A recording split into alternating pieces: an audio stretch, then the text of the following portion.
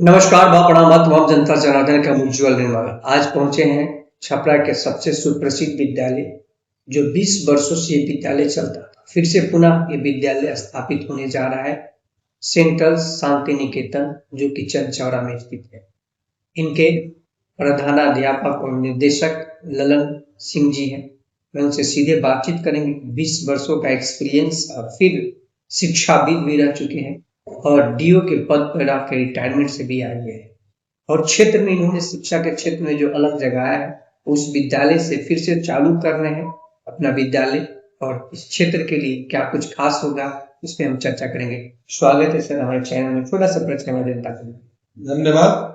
हम ललन प्रसाद सिंह, जिला शिक्षा पदाधिकारी रह चुके हैं।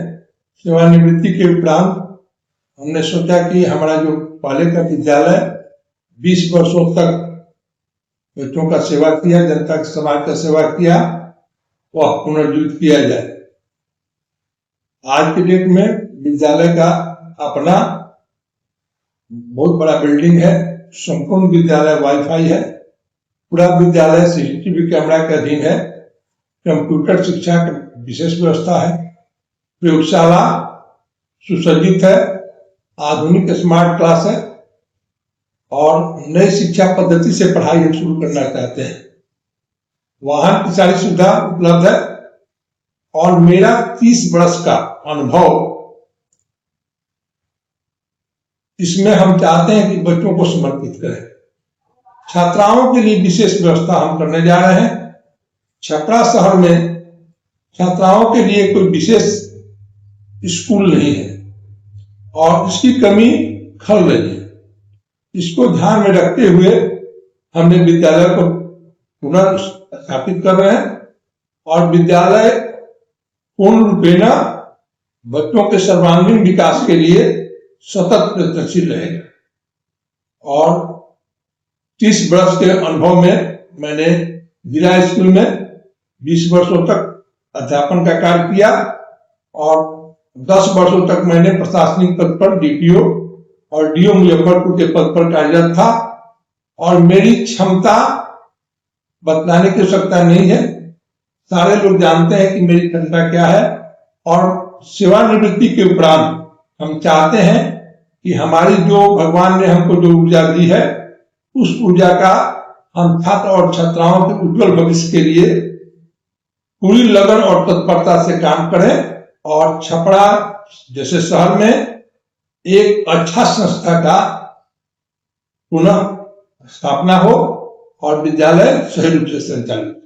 सर, पहले का विद्यालय जब 20 वर्ष से पहले आप जब चलाते थे और आज के विद्यालयों में सीबीएसई जो पैटर्न आ गया है, सीसीसी जो पैटर्न आ गया है, तमाम पैटर्न के ऊपर लागू हो गया है। पहले के विद्यालय में और आज के विद्यालयों के अपेक्षा में क्या अंतर दिखता है? बहुत आपका तो 30 वर्षों का एक्सपीरियंस है, ये जानने का हम चाहेंगे तमाम अभिभावक और जो मैनेजमेंट करता है उन चीजों को समझे। पहले के जो विद्यालय हुआ करते थे उसमें शिक्षक और छात्र के बीच काफी अच्छा संबंध हुआ करता था। शिक्षक अपने छात्रों को अपने बच्चे के जैसा मानते थे, कमर्शियल नहीं थे।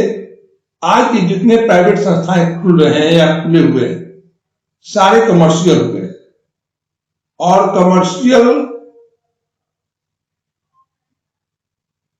एकदम होना ठीक नहीं है।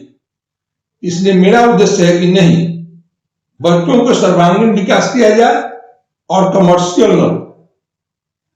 उसमें बच्चों का ठीक है, प्राइवेट है तो कुछ फीस लगेगा ही और छात्राओं को हमारे विद्यालय में अधिक सुविधा दी जाएगी, लेकिन बच्चों का शोषण न हो, अभिभावकों का शोषण न हो।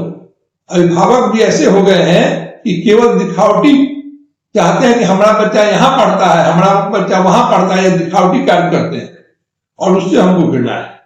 हम चाहते हैं कि नहीं, योग्य शिक्षक हो, योग्य व्यवस्था हो, अच्छी व्यवस्था हो और बच्चों के साथ और अभिभावक के साथ ठगी न किया जाए। लगातार देखा जा रहा है, जैसे कि आपने कहा कि अभिभावक और बच्चे में भी दिखावा हो गया है, तो मैनेजमेंट जो भी विद्यालय चला रहे हैं, चाहे जो भी अभिभावक अपने बच्चों का नामांकन करा रहे हैं, क्या कमी आ रही है? विद्यालय भेज रहे हैं लेकिन बच्चों में वो संस्कार, वो शिक्षा, वो गुण प्राप्त नहीं हो पा रहा है। अच्छे विद्यालय में जाने के बाद? विद्यालय का कमर्शियलाइजेशन हो गया है और अच्छे शिक्षक वहां उपलब्ध नहीं। जैसे मैं अपना अनुभव बतला रहा हूं, 30 वर्ष का अनुभव, शैक्षणिक और प्रशासनिक दोनों अनुभव मेरे पास है। विद्यालय में शोषण की प्रवृत्ति जागृत हो गई है और शोषण की वजह से और दिखावटी की वजह से विद्यालय में शिक्षक और छात्रों के बीच जो पहले संस्कार पर ध्यान दिया जाता था, उसकी कमी देखी जा रही है। अतः हम लोगों को ध्यान रखना है कि विद्यालय में छात्रों और शिक्षकों के बीच जो संस्कार पहले से थी और हमारे पूर्वजों के द्वारा जो दी गई है, उसको पुनर्जीवित करने की आवश्यकता है और उसमें हम पूरी लगन और तत्परता के साथ उस कार्य को अब संपादित करें। अरे सर, आमतौर पे देखा जा रहा है पहले के जो छात्र पढ़ते थे उनको मोबाइल से कोई मतलब नहीं रहता था, लेकिन आज के एक LKG, UKG, 1, 2, 3, 4 या सीनियर क्लास के जो बच्चे की हम बात करें, लोगों के अभिभावक जो है बच्चों के हाथ में मोबाइल दे देते हैं। तो मोबाइल में क्या देख रहे हैं क्या नहीं देख रहे हैं उन किसी को कोई फर्क नहीं पड़ता है। तो क्या पहले की सिस्टम और आज के सिस्टम में ये मोबाइल की आधुनिक कानून शिक्षा प्रणाली खत्म होते जा रहा है? नहीं, मोबाइल तो आज के युग में मोबाइल और लैपटॉप आवश्यकता है, लेकिन बच्चे का उम्र जो होता है तीन उम्र में बच्चे मोबाइल में बहुत कुछ रहता है, तो बच्चे अच्छे चीज न देख करके गलत चीज पर अधिक ध्यान दे रहे हैं। इसको अभिभावक को अगर बच्चे को मोबाइल दे रहे हैं और यूट्यूब से अगर वह कुछ ज्ञान प्राप्त करते हैं या नहीं करते हैं, इस पर बच्चे को सतत ध्यान रखने की आवश्यकता है, अभिभावक को सतत ध्यान रखने की आवश्यकता है। अगर नहीं रखा जाएगा तो एक दिन ऐसा आएगा कि हम लोग अच्छे बच्चे बनाने के चक्कर में पूरा भारतवर्ष का जो शिक्षण पद्धति है वह गलत दिशा की ओर बढ़ जाएगी और उससे बच्चों का सर्वांगीण विकास न होकर के बच्चे गलत दिशा की ओर बढ़ जाएंगे और उनकी संस्कार खत्म हो जाएंगे। लगातार आपके विद्यालय में 20 वर्षों से विद्यालय सेंटर शांति निकेतन स्कूल चलता था, अब इससे फिर से शुरुआत कर रहे हैं। कब से वो शुरुआत हो रहा है, कब से ये सत्र चालू होगा नए 2026 का, और नामांकन के लिए क्या प्रक्रिया रखे हैं? जो बच्चे नामांकन कराना चाहते हैं, जो अभिभावक नामांकन कराना चाहते हैं आपके विद्यालय में, तो क्या शुल्क है, क्या शुल्क लगा रहे हैं नर्सरी से 8 क्लास के बच्चों के लिए हमारे दर्शकों को? मैं विद्यालय पहले भी चलाया हूं और पूरा विद्यालय खोल रहा हूं। इसमें मेरा सबसे फर्स्ट प्राथमिकता है कि छात्राओं को विशेष व्यवस्था दी जाए, छात्राओं का नामांकन कम पैसे में लिया जाए, उनका फीस भी कम रखा जाए और बच्चों का अच्छा से अच्छा विकास हो, संस्कार उनके पास आए और छात्राओं पर विशेष ध्यान देने की जरूरत है कि उनकी संस्कार अच्छी रहे और उसमें जब तक व्यवस्थापक मैनेजमेंट अगर सही नहीं होगा तब तक यह संभव नहीं है। हम कोशिश करेंगे कि अपने विद्यालय में छात्र और छात्राओं को संस्कार पर अधिक जोर दें। पढ़ाई तो होना ही है क्योंकि मेरा 30 वर्ष का अनुभव इसमें अपना रंग लाएगा और हमने नामांकन एक नाम मात्र का 1500 से लेकर 2000 रुपया नामांकन शुल्क रखा है। बच्चों का टेस्ट लिया जाएगा, टेस्ट के आधार पर नामांकन होगा, छात्राओं को विशेष प्राथमिकता दी जाएगी और साथ ही साथ फीस भी कमर्शियल न होकर के मात्र 700 से लेकर के 1000 रुपया तक ही रखा जाएगा, इसलिए कि शिक्षक जो रहेंगे उनको भी कुछ पैसा चाहिए और हमें भगवान कृपा से भगवान सब कुछ दिए हुए हैं, इसलिए हमें विशेष पैसा कमाने की लालसा नहीं है। हमको अपना नाम और विद्यालय के नाम को गौरवान्वित करना है, यही हमारी इच्छा है, यही हमारी लालसा है। तो इतने कम फी में आप जिस तरीके से मैनेजमेंट आप दे रहे हैं शिक्षा क्षेत्र में, आज के समय में लोग एक नर्सरी के बच्चों के लिए वो तो फीस रखा है लोग 2000, 3000, 2500, आप बोल रहे हैं 700 से 1000 के में बच्चों को जो ट्यूशन फीस जो है वो ट्यूशन फी में आप अपने बच्चों को पढ़ाना चाहते हैं, 1 महीना पढ़ाएंगे, फिर कैसे संभव? हमें उसी शिक्षक को रखना है जो भी हो, जो बच्चों के प्रति अधिक लगाव रखते हो, कमर्शियल न हो और उनकी योग्यता को हम चाहते हैं कि इसमें उपयोग में लाया जाए और साथ ही साथ वह लालची न हो। बच्चों को कुछ देने के लिए मेरे संस्था में आए और हमारा तो मेन उद्देश्य ये है कि हम बच्चों को कुछ दें, बच्चों को ज्ञान दें, उसको केवल पैसा उनसे ठगें, यह मेरा उद्देश्य नहीं है।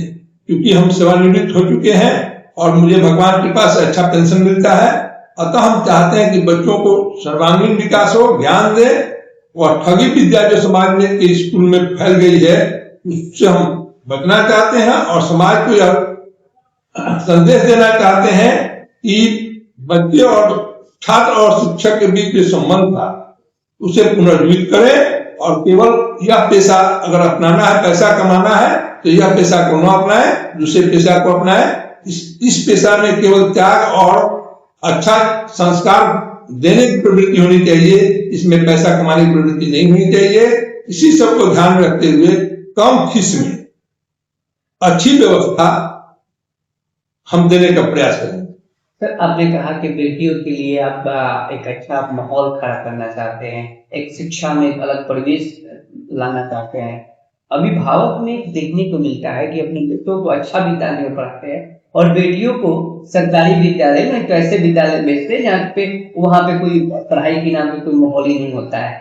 तो ये जो मानसिकता है, इस मानसिकता को क्या आप तोड़ने वाले हैं? हाँ, निश्चित रूप से इसको तोड़ेंगे, इसलिए कि बेटा और बेटी में कोई अंतर नहीं है। जब बेटी को किसी प्रकार का तबीयत खराब होता है तो माता पिता को उतना ही दर्द होता है जितना बेटा में होता है। इसलिए बेटियों को आगे बढ़ने के लिए हमें प्रेरित करना है। छात्राओं को कैसे आगे बढ़ाया जाए इस पर ध्यान देना है। पटना की जो घटना घटी है वह शर्मनाक घटना है। हम चाहते हैं कि वैसा माहौल न बने और जो लोग ऐसा करते हैं उनको दंडित किया जाए। समाज में छात्राओं के प्रति एक अच्छी धारणा बनाई जाए और उस धारणा के बल पर ही समाज आगे बढ़ेगा और छात्राएं भी आगे बढ़ेगी। आज की जो समय है इसमें पुरुष, नर और नारी दोनों को जीविका के लिए कुछ करना है, उसके लिए उसको ज्ञान बहुत जरूरी है। अतः हम चाहते हैं कि छात्राओं का ज्ञान बढ़े, वे अपनी उड़ान में आगे जाएं और आगे जाकर के जीवन में सफल एक गृहिणी बने, सफल एक अपने जीविकोपार्जन के लिए, अपने बच्चों को ज्ञान देने के लिए शिक्षित हों और समाज में एक समरसता आए, समाज आगे बढ़े। यही हमारी मुख्य उद्देश्य है। सर, जाते थे तमाम उन शिक्षाविदों को और तमाम अभिभावकों को क्या अपील और निवेदन करेंगे और कब से नामांकन आपके यहाँ चालू हो रहा है और कब तक खत्म होगा कि लोग आपसे आपके विद्यालय में नामांकन मेरे विद्यालय का शुरू हो चुका है। 15 मार्च तक नामांकन समाप्त हो जाएगा। अतः हम अभिभावकों से अनुरोध करेंगे कि ठगी में न जाएं, हवाई में न जाएं, फोकस पर न जाएं, एक शिक्षाविद के यहाँ अपने बच्चों का नामांकन कराएं और यह ध्यान रखें कि हमारी बच्चियां, हमारे बच्चे कहाँ जा रहे हैं, वह व्यक्ति का क्या कैरेक्टर है, उस व्यक्ति की क्या सोच है, उस व्यक्ति की क्या इच्छा है, इसको ध्यान में रख करके अपने बच्चों को नामांकन कराएं। और हमारे विद्यालय में तो अवश्य कराएं, इसलिए कि मेरा 30 वर्ष में कहीं भी दाग मेरे जीवन में नहीं लगा है। इसलिए मैं कोशिश करूंगा कि और उसको चमकाएं और भगवान जो जीवन दिए हैं, जो नश्वर शरीर है और जो मेरे पास ज्ञान है, उसको समाज में सही रूप से इस्तेमाल किया जाए, यही मेरी अंतिम इच्छा है। अभी हमारे साथ जो कि सेंट्रल शांति निकेतन के जो कि प्रधानाध्यापक और निर्देशक जिनके ललन प्रसाद जी से सीधे बातचीत हो रही थी, उन्होंने साफ तौर पे कहा कि 30 वर्षों से मैंने जो शिक्षा में अपना मान सम्मान और प्रतिष्ठा बनाया है उसके लिए मैं फिर से पुनः अपना विद्यालय चालू कर दिया हूँ। नामांकन इस विद्यालय में चालू है। 15 मार्च तक ये नामांकन चलेगा, नर्सरी से लेकर 8 क्लास तक के छात्र और छात्राओं के लिए। सर ने कहा कि छात्राओं के लिए, स्पेशल लड़कियों के लिए बहुत ही अच्छा ये विद्यालय में परिवेश बनाने जा रहे हैं और समाज में उन तमाम शिक्षाविदों से इन्होंने कहा है कि आज के जो माहौल में लोग जो कमर्शियल विद्यालय चला रहे हैं, सिर्फ पढ़ाई के नाम पर पैसा उगाई की बात कर रहे हैं, तो उन लोगों से इन्होंने कहा है कि अपील किए हैं कि आप ऐसे ना करें और शिक्षा सभी के लिए है और सभी को एक अच्छा शिक्षित समाज कीजिए और अच्छा शिक्षा दीजिए कि आने वाले भविष्य एक अच्छा बने। और आप सभी अभिभावकों से अपील निवेदन करेंगे कि सेंट्रल शांति निकेतन का फिर से विद्यालय चालू हो गया है। आप अपने बच्चों का नामांकन करा सकते हैं और नर्सरी से लेकर 8th क्लास तक के बच्चे यहाँ पे आए और नामांकन कराएं। सुनहरे भविष्य के लिए बेहतर 20 वर्षों से और 30 वर्षों से सरकार एक्सपीरियंस शिक्षाविद में है। अच्छा परिवेश के साथ विद्यालय फिर से चालू हो रहा है। आपके क्षेत्र के लिए भविष्य बेहतर होगा। यही कामना करता हूँ कि शांति निकेतन विद्यालय में आए और अपने बच्चों का नामांकन कराएं और सुनहरा भविष्य संवारें। जय हिंद, जय भारत। हम लोगों के साथ स्वस्थ रहिए, सुरक्षित।